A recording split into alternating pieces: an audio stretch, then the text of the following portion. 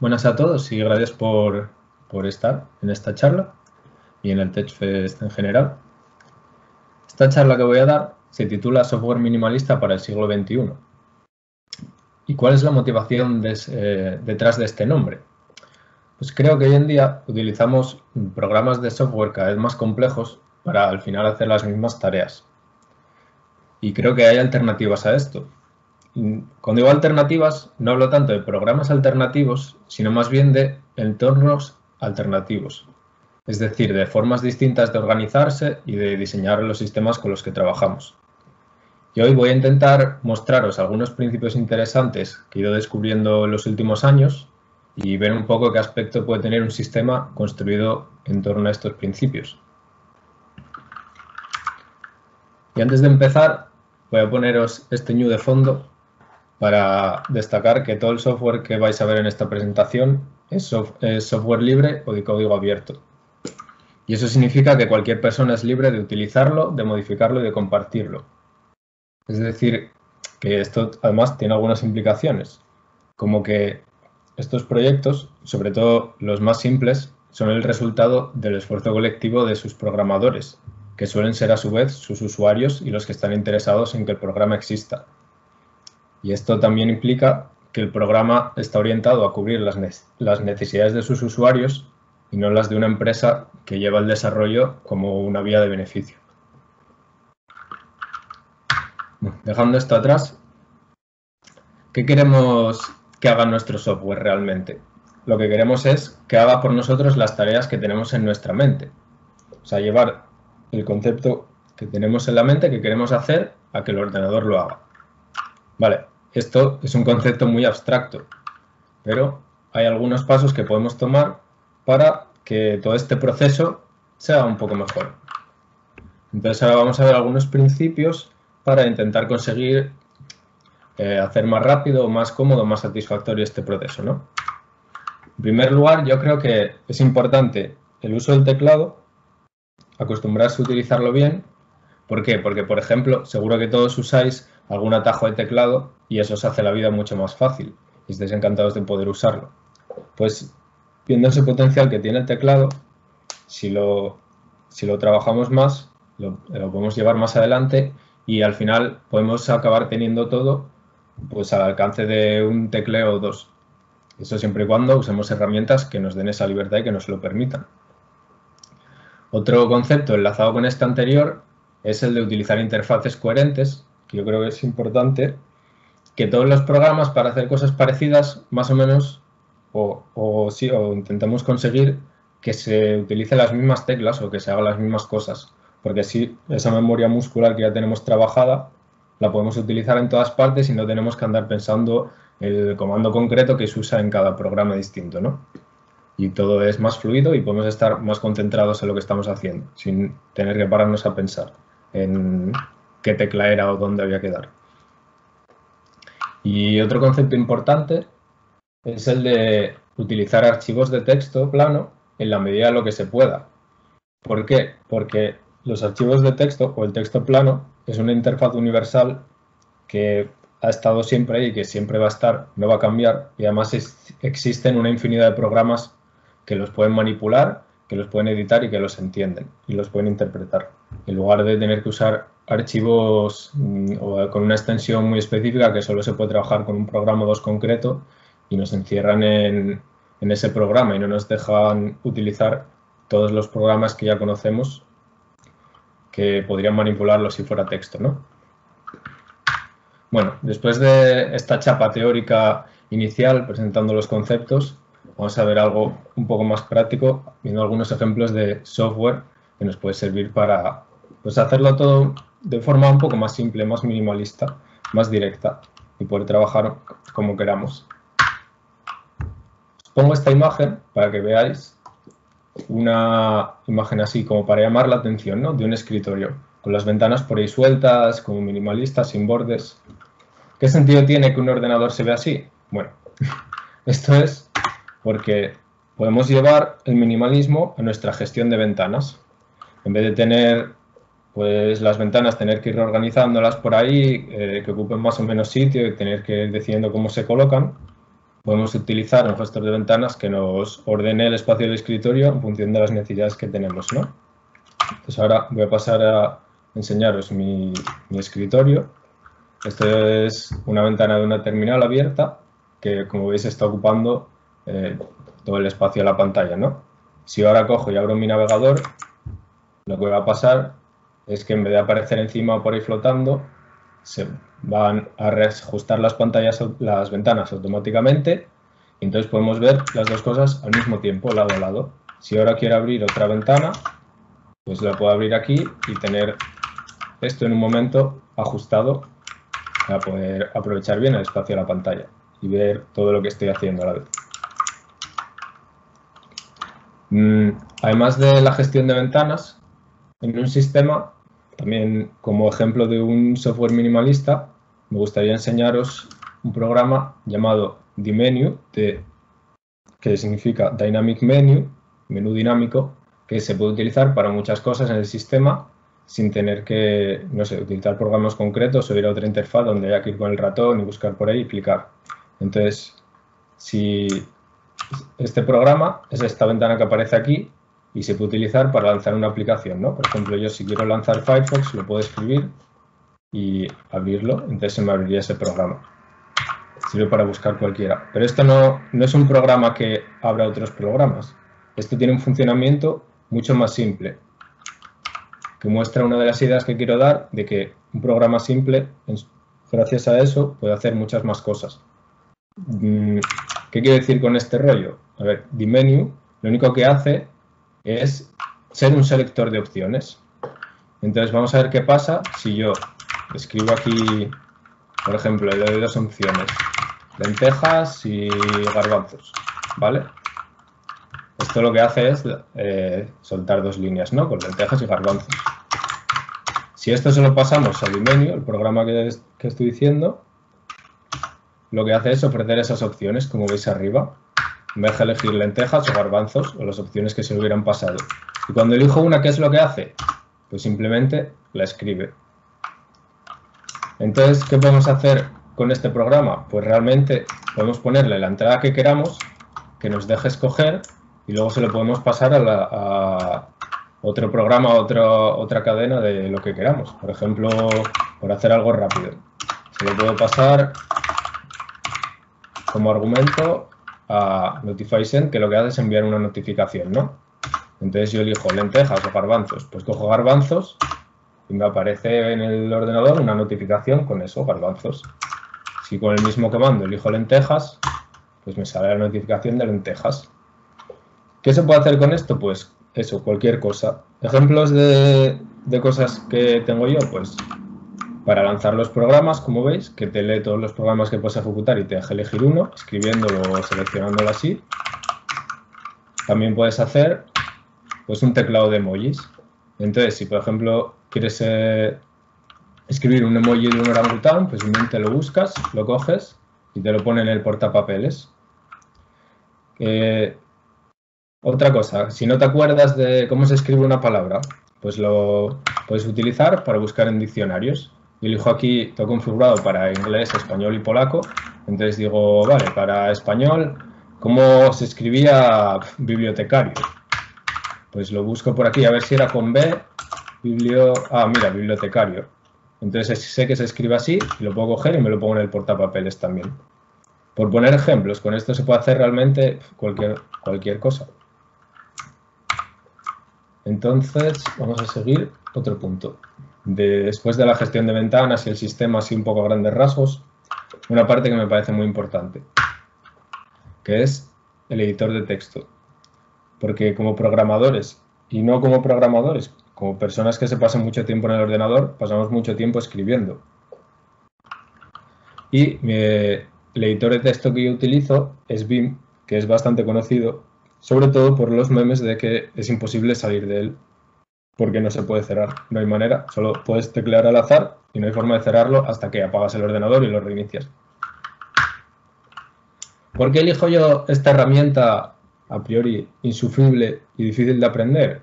Pues porque es un editor flexible que te permite hacer realmente pues una edición de texto, a mi entender, mucho más cómoda y rápida. Vamos a ver, abriendo un archivo aquí, que tengo un pequeño script de Python, ¿no? Lo abro en Vim y vamos a ver algunas cosas que permite, porque comparándolo con otros editores, normalmente lo que estamos acostumbrados es a que elijamos un sitio, clicamos un sitio y lo que podemos hacer es escribir y poco más, ¿no? Escribir, borrar y realmente es más un insertor de texto que un editor. Pero cuando estamos editando, pasamos, yo creo que tanto tiempo, sino más, editando y cambiando cosas que hemos escrito que añadiendo cosas nuevas. Entonces, ¿cómo funciona Vim?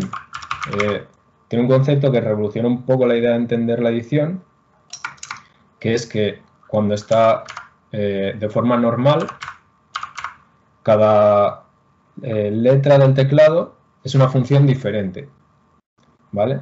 Entonces, tiene, por ejemplo, teclas que son para moverse. La W, que sería la inicial de word, de palabra en inglés, te permite avanzar una palabra. La B, que sería de back, te permite ir atrás una palabra. Puedes moverte arriba a los lados. Para lo que utiliza las letras HJKL, que diréis, qué cosa más rara, pero es porque están en la línea principal del teclado, con lo cual no tienes que moverte y teniendo las manos siempre en el mismo sitio puedes seguir trabajando y moverte libremente por el teclado sin despistarte, irte a otra cosa, seguir de lo que estás haciendo y ser un poco más eficiente y mantener la concentración, ¿no? Entonces, aparte de movimientos, pues tiene operaciones. Por ejemplo, la D es la operación de delete, borrar. ¿Y cómo se hacen las operaciones? Pues lo que necesitan es, después de la operación, un movimiento, ¿vale? Entonces, si yo combino la D de delete, que es la operación, con la W, que es el movimiento de la palabra, y escribo DW, lo que hago es borrar una palabra, ¿vale? Borro esta y return. Si estoy aquí, pues borro esta palabra. Si quiero borrar toda la línea, tengo el acceso rápido de hacer DD 2 veces. Entonces, borro toda esta línea. Cuando se borra una línea aquí, lo que hace también es ponérselo en el portapapeles propio de Vim.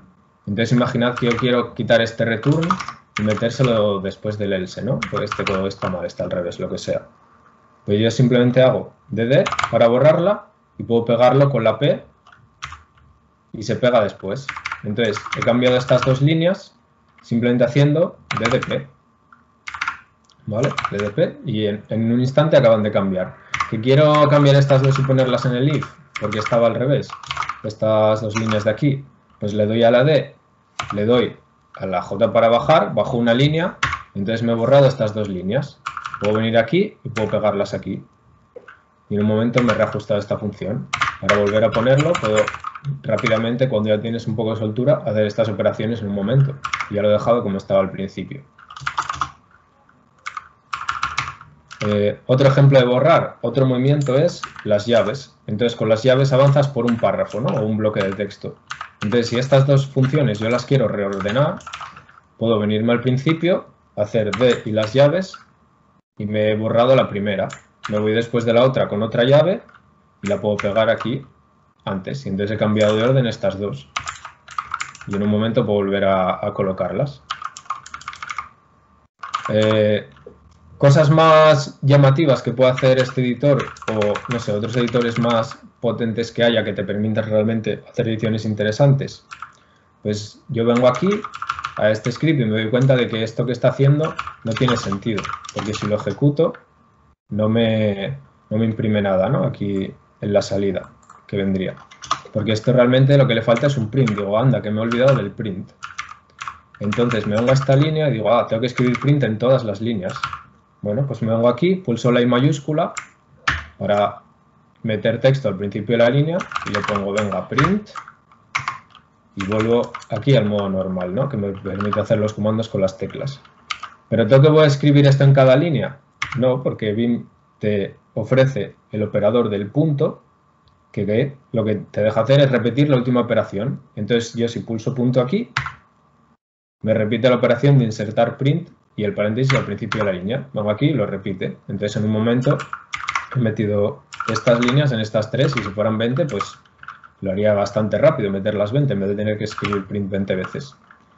Otra forma de editar también así rápido? Que aquí al final me faltan los paréntesis, ¿no? Pues también tiene selección en bloque. Entonces, si pulso control V, veis que puedo seleccionar un bloque de texto, ¿no? Entonces, si selecciono todas estas líneas y pulso la A mayúscula de append, de añadir al final, y le meto el paréntesis, ya me he añadido esto al final en las 3 líneas. Y si fueran 20, pues me lo añadiría en las 20. Y ahora si lo ejecuto, veis que me da esa salida. Y otra cosa así potente que puede hacer, puedes incluso grabarte macros, que son operaciones que hagas tú en el teclado, cualquier secuencia de teclas, la puedes guardar para tenerla luego disponible desde una sola tecla. Entonces, si yo tengo solo esta línea y quiero hacer este print 20 veces, puedo venir aquí y grabarme una macro que sea, vale, voy a grabar una macro y la voy a guardar en la letra Q. Entonces, para eso pulso QQ. ¿Vale? La primera letra es para empezar a grabar una macro, la primera Q, y luego pulso la letra donde la quiero guardar. Entonces pulso la Q para guardarla en Q. Espero que se entienda, no sé si lo estoy explicando muy lioso. Entonces, ¿qué hago? ¿Qué voy a grabar aquí? Pues voy a grabar que voy a ir al primer paréntesis, con F paréntesis salto al siguiente carácter de paréntesis, con punto y coma repito esa búsqueda, luego me meto el número y le voy a pulsar control A para que aumente en 1 el número. Control A ya es como un poco más avanzado, ¿no? Pero para este ejemplo es perfecto. Y luego voy a hacer que copie la línea y la pegue debajo. Y voy a guardar esa macro así. Entonces, ¿cómo repito toda esta operación que he grabado en la Q? Si pulso arroba y Q, me repite esa operación. Arroba y Q la repite. Pero además en BIM puedes preceder una operación de un número y lo haces en número de veces. Entonces, si yo quiero repetir esto 30 veces, solo tengo que pulsar 30, arroba, Q, y me ha puesto todas estas líneas. En un momento me ha repetido esa operación 30 veces. Y ya si ejecuto esto, pues, claro, igual es demasiado calcular todos estos números de Fibonacci, pero pongamos que son los 20 primeros, ¿no? Pues ya me haría este cálculo. Bueno, formas rápidas de editar. Y como veis, esto no es solo un editor de texto tonto, por aquí me está diciendo notificaciones de que errores que hay en el Python, ¿no? Me dice, vale, este if, este else es innecesario después del return, ¿no? Porque claro, como esto es un return, pues es estúpido hacer un else y podría ser simplemente así, ¿no? Pero bueno, para que veáis que también se le puede meter lógica de lenguaje y que te ayuda a programar cosas más avanzadas, que no solo escribir texto plano. Más cosas. Documentos en texto plano, a la hora de escribir documentos. Pues, ¿qué nos puede interesar escribir en texto plano? Vale, el látex, que supongo que muchos lo habréis oído, otros lo habéis usado. Hay gente que le gusta, hay gente que lo odia. Pero si escribimos en un formato de texto plano, pues podemos utilizar un editor o otras herramientas para editar texto que ya conocemos bien. Entonces voy a abrir aquí un ejemplo de látex, que es un archivo vacío. Entonces, ¿qué podemos hacer? Podemos tener a mano una plantilla por ahí, porque yo creo que nadie en su sano juicio, a no ser que esté muchísimo de escribir esto, sabe empezar a escribir un archivo látex a pelo. Entonces voy a pedirle que me ponga una plantilla. Está configurado para escribirme todo esto y ya ponerme para meter aquí el título. Voy a poner ejemplo de látex. Luego puedo configurarlo para saltar aquí a meter al autor. Y puedo poner TechFest 2021 y le pongo primera sección y aquí puedo meterle, pues no sé, puedo meterle 50 veces lorem ipsum. Y ahora yo lo tengo puesto para que al pulsar espacio O de Open, como acceso rápido, compila el documento y me lo muestra. Entonces en un momento puedo hacer ya un archivo de látex y estar viéndolo al momento, sin mucha parafernalia, pues lo que estoy editando.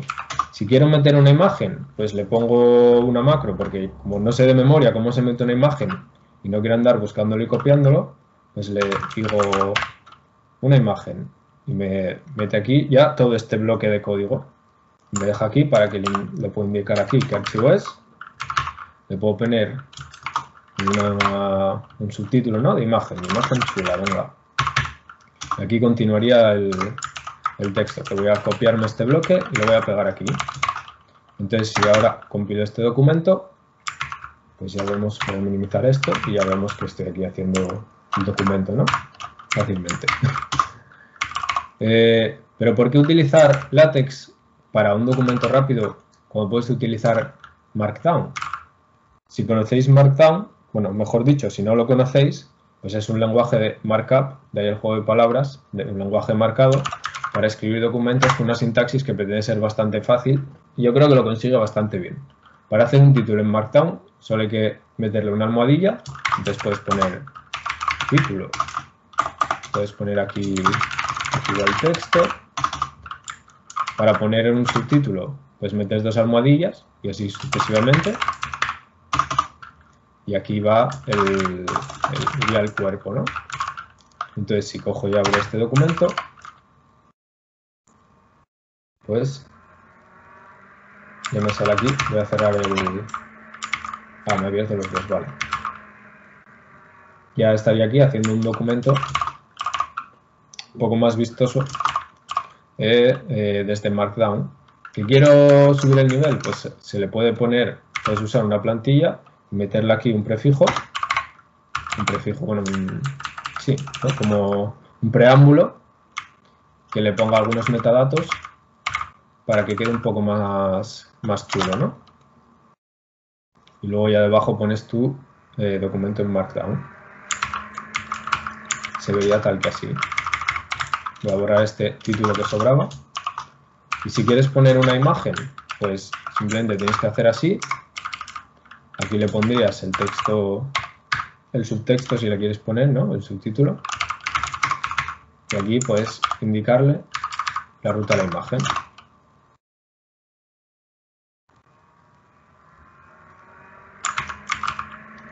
Y ya te genera un documento que tiene esta pinta. Sin mucho más, simplemente editando textos. Esto es un archivo texto plano que puedes editar con cualquier herramienta. Si estás haciendo algo más grande, pues puedes aplicar, pues no sé, cualquier herramienta que trabaje en texto plano. Puedes buscarle con grep, puedes hacerle transformaciones generales sin entrar en abrir los archivos, no sé, lo que sea. Y además, otras ventajas del texto plano, pues por ejemplo que se integra muy bien con el control de versiones. Si estás haciendo un proyecto y tienes un repositorio de Git, pues puedes integrar tu documentación y demás aquí fácilmente, sin necesidad de estar usando archivos binarios y colaborando con otros desarrolladores. Bueno, yo creo que me estoy pasando un poco de tiempo, no sé qué tal está yendo.